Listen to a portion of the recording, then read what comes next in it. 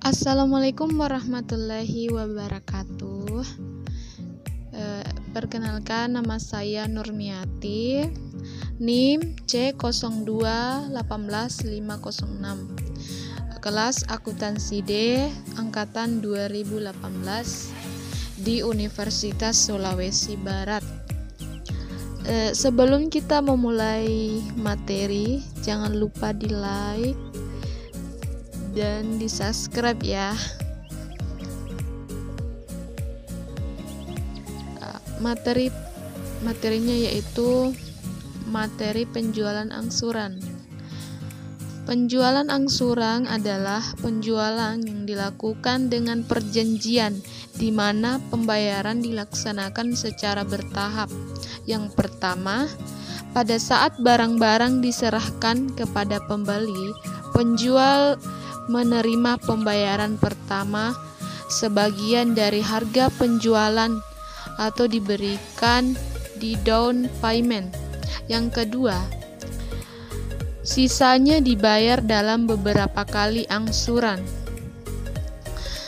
Penjualan angsuran dengan bentuk-bentuk perjanjian tersebut di atas biasanya dilaksanakan untuk barang-barang tidak bergerak seperti gedung, tanah, dan aktiva-aktiva tahan lama lainnya.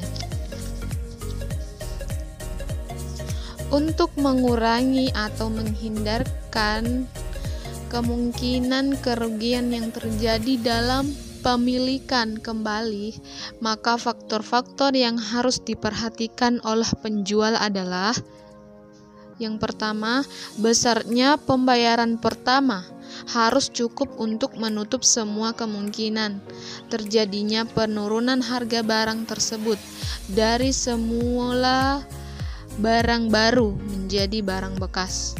Yang kedua, jangka waktu pembayaran di antara angsuran yang satu dengan yang lain hendaknya tidak terlalu lama, kalau tidak lebih dari 1 bulan.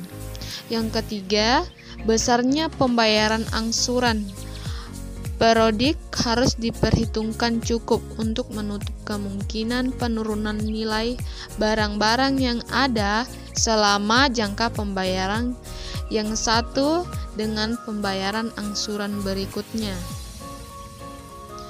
Adapun pengakuan laba kotor dalam penjualan angsuran dalam transaksi penjualan angsuran ada 2 cara, yaitu yang pertama, laba kotor diakui untuk periode di mana penjualan dilakukan.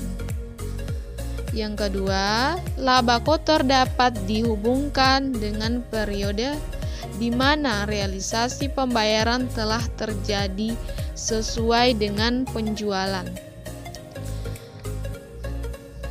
Laba kotor diakui untuk periode terjadinya transaksi penjualan. Pada cara ini, transaksi penjualan angsuran diperlakukan seperti halnya transaksi penjualan kredit. Laba kotor yang terjadi diakui pada saat penyerahan barang-barang dengan ditandai oleh timbulnya piutang atau tagihan kepada langganan. Cara kedua, laba kotor dapat dihubungkan dengan periode-periode terjadinya realisasi penerimaan kas. Prosedur yang menghubungkan tingkat keuntungan dengan realisasi penerimaan angsuran pada perjanjian penjualan angsuran adalah: cara pertama, penerimaan pembayaran pertama dicatat sebagai pembelian harga pokok atau cost dari barang-barang yang dijual untuk servis yang diserahkan. Sesudah seluruh harga pokok cost kembali, maka penerimaan selanjutnya harus dicatat sebagai keuntungan. Yang kedua, penerimaan pembayaran pertama dicatat sebagai realisasi keuntungan dengan yang diperoleh sesuai dengan kontrak penjualan.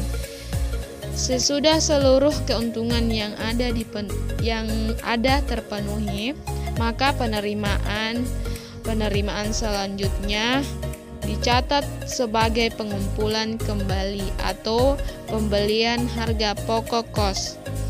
Yang ketiga, setiap penerimaan pembayaran yang sesuai dengan perjanjian dicatat baik sebagai pengambilan harga pokok kos maupun sebagai realisasi keuntungan di dalam perbandingan yang sesuai dengan posisi harga pokok dan keuntungan yang terjadi pada saat perjanjian penjualan angsuran ditandatangani.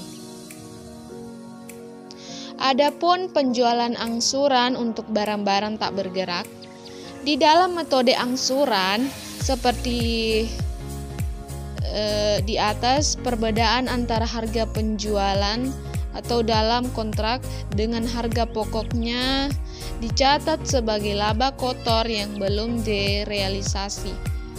Pada akhir periode diperhitungkan jumlah keuntungan yang telah direalisasikan, yaitu sebesar persentase laba kotor dikalikan dengan jumlah angsuran yang telah diterima dalam periode yang bersangkutan.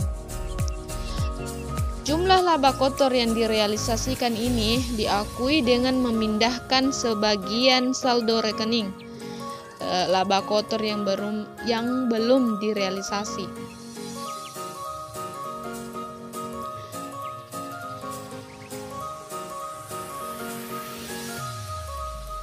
Adapun jurnal yang diperlukan untuk mencatat transaksi tersebut, ada contoh kasus PT Sentana. Adapun contoh soal dari PT Sentana serta transaksi dan jurnalnya. Demikianlah materi yang saya jelaskan. Kurang dan lebihnya mohon dimaafkan, karena saya sebagai manusia biasa tidak luput dari kesalahan. Sekian dan terima kasih. Wassalamualaikum warahmatullahi wabarakatuh.